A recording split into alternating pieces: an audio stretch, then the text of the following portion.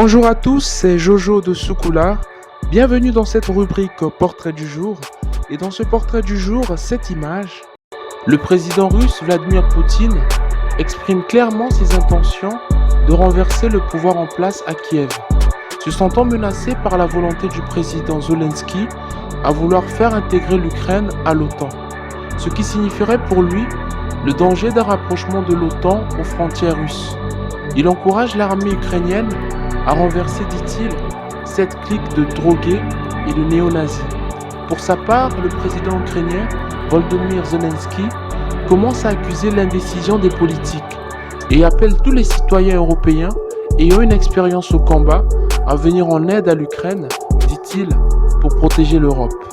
Dans le portrait sportif, nous avons Neymar Jr., le Brésilien qui se verrait bien jouer en MLS, la Ligue de football nord-américaine, dit-il. J'ai très envie de jouer aux États-Unis, au moins une saison, a reconnu le Brésilien avec une justification assez étonnante. C'est un championnat court, tu as 3 ou 4 mois de vacances, je pourrais y jouer de nombreuses années. Dan Garber, commissaire de la MLS, a répondu mardi à ces propos en conférence de presse de lancement de la saison. Nous n'avons pas besoin de faire venir des grands noms en fin de carrière parce qu'ils ont décidé de prendre leur retraite en MLS. S'ils ne viennent pas pour jouer et apporter une contribution significative au championnat, en respectant la ligue et les fans, alors nous n'avons pas besoin d'eux. Dans ce portrait artistique, nous allons du côté du hip-hop français qui a été animé ces derniers temps par le clash entre les rappeurs Vald et Booba. Tout a commencé avec une provocation typique du Duc sur les chiffres de vente du V. Première semaine, en 3 jours, tu fais 51 000 ventes. Cette semaine, en 3 jours, tu fais 4 800 ventes. Donc d'un coup, sans motif, tu es le plus gros vendeur. Avant de poursuivre par quelques injures, pas trop méchant, pleine pandémie, dents jaunes, vilain, tout mon mal rasé.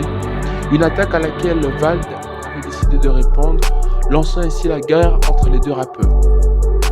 En effet, depuis tous les jours, Bedezo et Vald s'envoyaient des pics à travers des stories et autres tweets. Un clash qui a suscité beaucoup de réactions sur les réseaux, mais qui semble désormais terminé. Ce lundi 21 février, l'auteur de Anunnaki a tweeté « Désolé pour cette pollution des réseaux ces derniers jours avec ce spectacle primitif. Je me devais de rectifier l'horrible. Il me semble que c'est chose faite. » Un post dans lequel il s'autoproclame vainqueur suite aux non-réponses de Booba.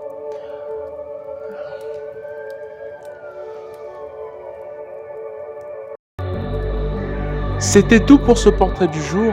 N'oubliez pas de vous abonner pour plus de news et laissez-nous vos impressions en commentaire. On se dit à bientôt pour d'autres portraits.